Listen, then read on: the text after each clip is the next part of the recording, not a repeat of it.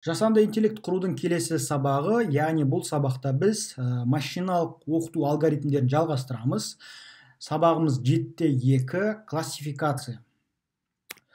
Біз алдыңғы сабақтан білеміз, яғни ол машиналық оқытудың бірнеше техникалары бар, яғни supervised, unsupervised, reinforcement, яғни нұсқаулықсыз деген сияқты. Нұсқаулықтың өзінің бірнеше алгоритмдері бар. Оның ішінде біз алдыңғы сабақта регрессияны өттік. Енді бұл жолы біз классификациядан бастаймыз. Мыналарды жалпы классификацияның арасынан кіргізсек те болады.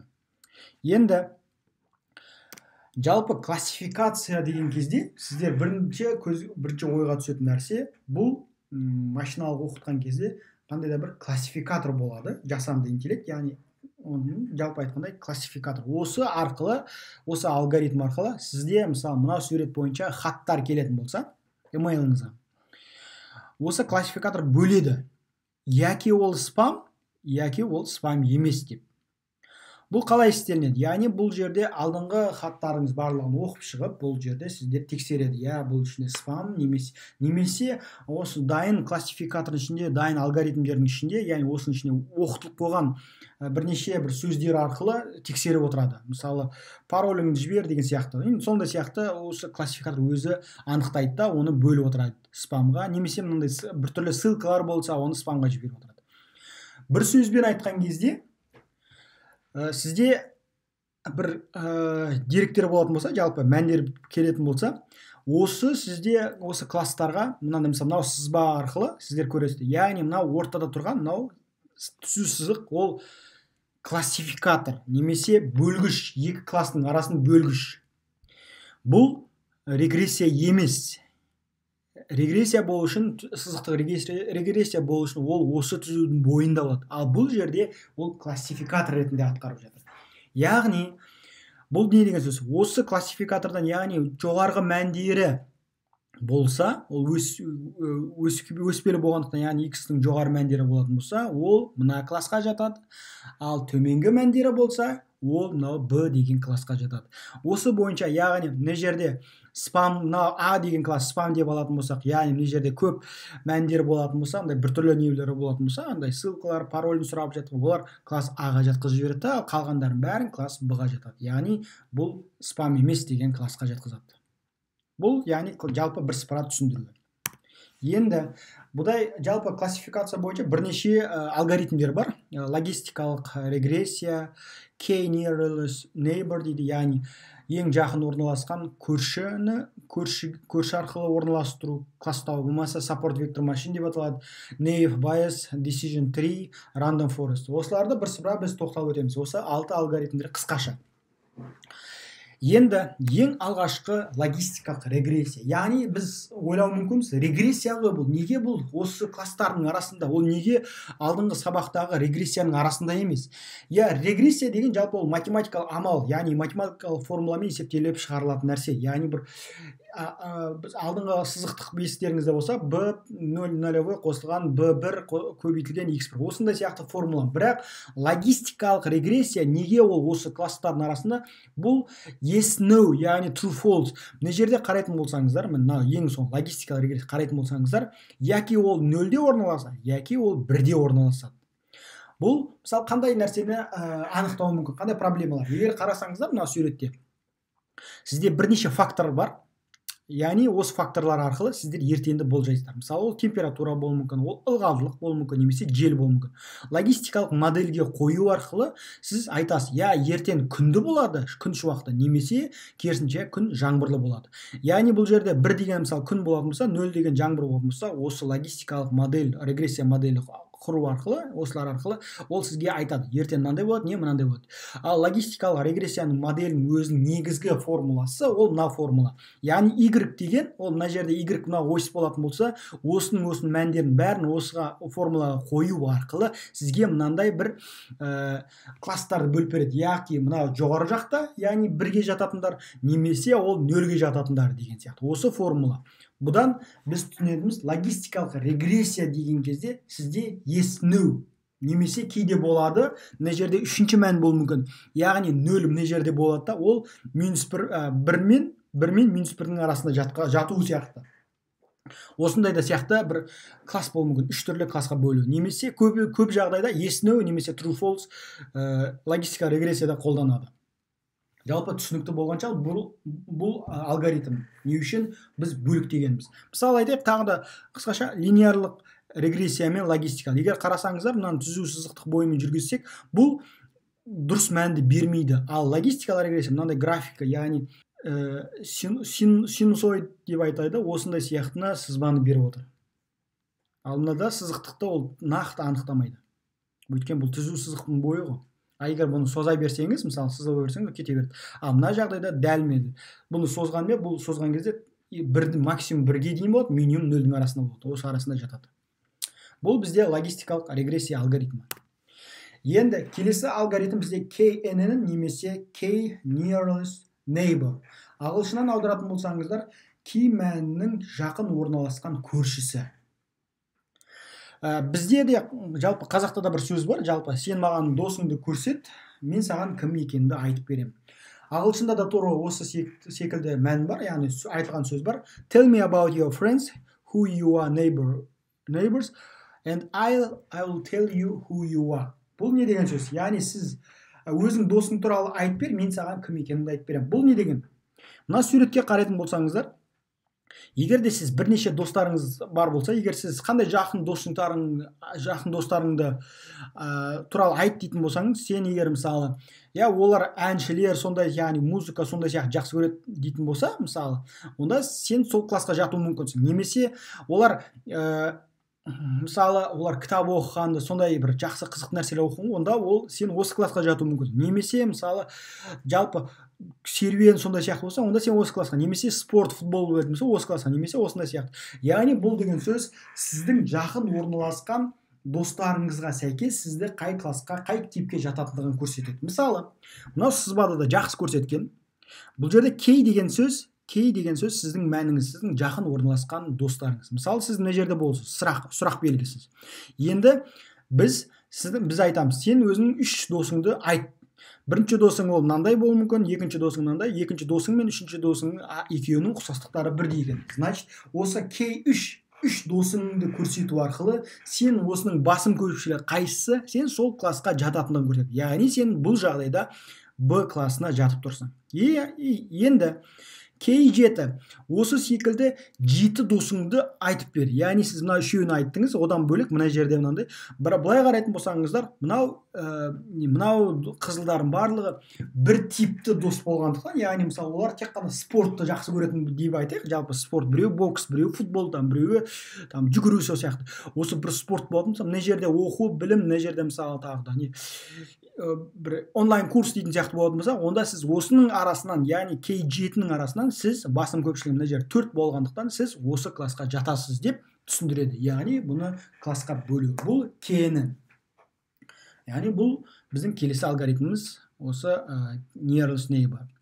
Енді үшінші алгоритміміз бізде классификациялады. Бұл SVM немесе support vector machine деп аталады. Support vector machine дегеніміз не? Былай қарағанда аты түсініксіз болғанымен, бірақ алгоритм үшін өте пайдалы, өте күшті жалпы классты бөледі. Мысалы, мына жерде мынау сызбаны айтайық. Сізде бір парақ бар, кәдімгі бір А4 деп айтайық жалпы. Сол жерге сіз бір жағына ашық нүктемен, яғни шеңбер, бір жағына тағы да тура соның қарама-қайшы тағы бір шер, яғни қағаздың мына бұрышына сіз боялған бір нүкте, мына жерге боялған. Осыны қағазда бір манипуляция жасау арқылы қалай мына екеуін бір жерге, мына екеуін бір жерге жинайсыз. Егер мына жерге қарайтын болсаңыздар, мынаны қағазды бүктеу арқылы, яғни мына екеуінің ортасынан бүктеу арқылы, мына жерге бүктеу арқылы, мына екеуі бір жақта класс, мына екеуі бір классқа ауыстырды. Сонда мынаның арасында мына жерде бүйтіп сызба сызатын болса, яғни бүктелгеннен кейін, осының арасында бір сізде классификация болады. Осы классификация. Яғни support vector machine дегенде сіз мынаны түсінесіз. Сізге бір қандай да бір қосымша мәндерді қолдану арқылы сіздің мәндеріңізді, негізгі элементтеріңізді, яғни осыны сізге дұрыс ажыратып бөліп беру. Мысалы, мынау жағдайда дейік.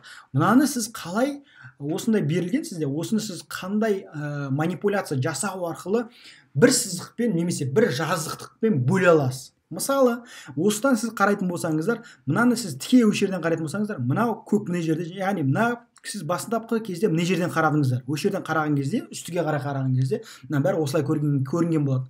Бірақ егер сіз осыны бұрыш көрінуін өзгертсеңіздер, сол, яғни саппорт вектор машина сізге көмектеседі. Өзі машина бұл сізге сондай солай жасап береді, сізге мәндерін бөлік ажыратып беру үшін. Қарап отырсаңыздар, мына жерде мына ортада мына жерден бөлуге болады, бір жазықтық арқылы. Сол кезде сізге мына нүктелердің бәрі бір жақта, мына нүктелердің бәрі бір жерде орналасады. Оны басқаша былай көрсетуге болады. Мысалы, мынандай бір ғана түзудің бойында орналасуы мүмкін былай. Оны сіз былай көрсеңіздер, былай болады, бірақ сіз сонда да сіз бөле алмайсыз. Бірақ сіз осыған қосымша бір функция енгізу арқылы, яғни мына жағдайда x квадратты енгізу арқылы, сізге осы бір x квадрат ол машиналық оқыту SVM-нің өзі қолдану арқылы сізге бөліп берді.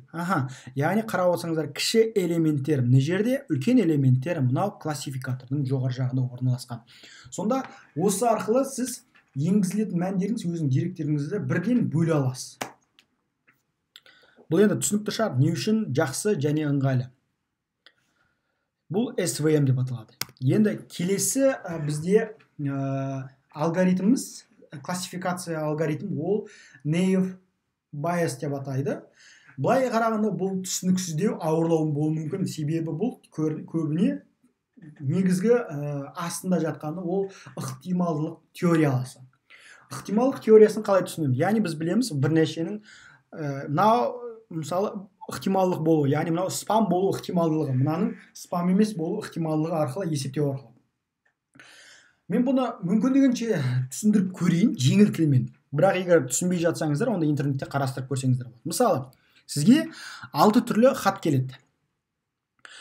6 түрлі хат, ол алдын ала сіз, яғни алдын хаттардан білесіз. Бұлар мысалы мынау спам емес екен. Яғни бұл сіз алдын ала бекітіліп қойған. Алдында сіз, яғни сізге осы уақытқа дейін 6 хат бар. 6 хат уже сіздер білесіз, мынандай сияқты хат спам, мынау хам деген сөз, спам емес деген сөз. Not spam деген сияқты ғой.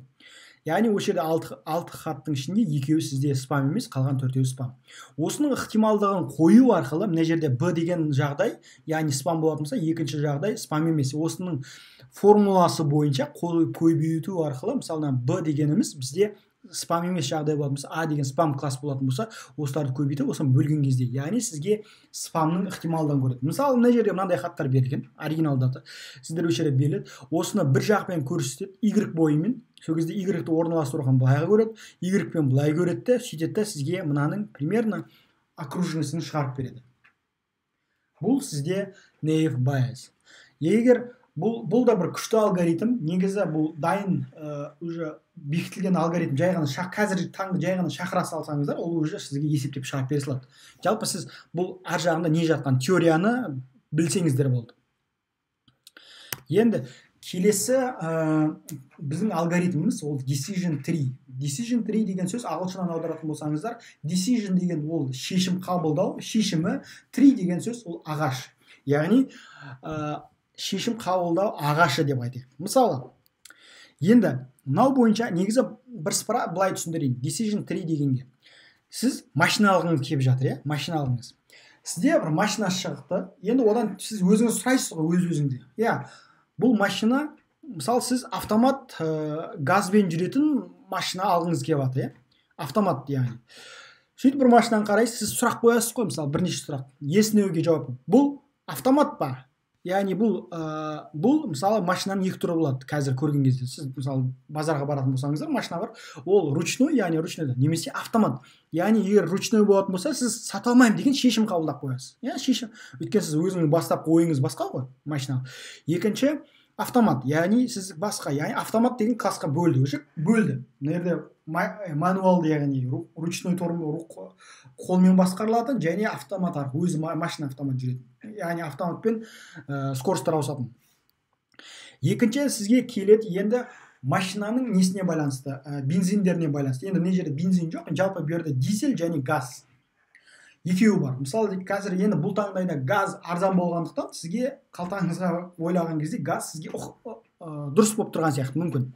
Егер мына жерде айтады дизель, сұрақ, келесі сұрақ қандай неде, газ ба дизель ма? Дизель болатын болса мен сатып алмаймын деген шешім қабылдайсыз, яғни сіз дизель болатындықтан. Сонда қарап отырсаңыздар, дизель, сіз газға кеттіңіз, газ қабылдайды. Енді соның ішінде газдың өзі екіге бөлінуі мүмкін. Газ бар ма? Яғни газ yes no деген сөз қалай? Бұл мүмкін мынандай болуы мүмкін. Газ қандай газ? Енді бұл газдың өзі, мысалы, газбен жүре ма, газбен жүрмей ма деген сияқты бұл енді. Мысалы, газ бар, дизель емес деген ба, дизель деген ба, дизель емес па деген сұрақ бұл. Не жерде дизель емес деген мынау газға түсті да, газдың өзінде, яғни дизель емес, бензин де газ емес, бензин де дизель емес қой, ол мынаның ішіне кіреді да. Сол үшін бұның ішінен де газ ба, келесі сұрақ уже газ ба, газ емес па, яғни газ болса мен еске кетеді да, оны сатып алып, яғни газ емес болса no кетеді, яғни бұл жерде бензин болса don't buy дейді. Яғни бұл шешім сіздің осылай кете береді. Бұл бір жағдайда қолданған кезде, бірақ бұл тек қана осындай шешімдерді қабылдауға керек па деген сұрақ болуы мүмкін. Жоқ, ол басқа да нәрселерге, класстарға бөлуге ыңғайлы. Қандай? Мысалы, сіздерге мынандай бір мәндер берілген, яғни біздің жағдайда ол жануарлар болсын.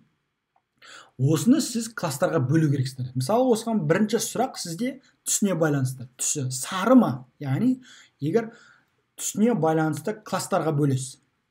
Егер түстері сары болса, я деген болса, мысалы, мына жер жираф, осылар сияқты мына жаққа өтеді да, келесі түсі сары емес дегендер болса, онда ол келесі классқа false деген классқа өтеді.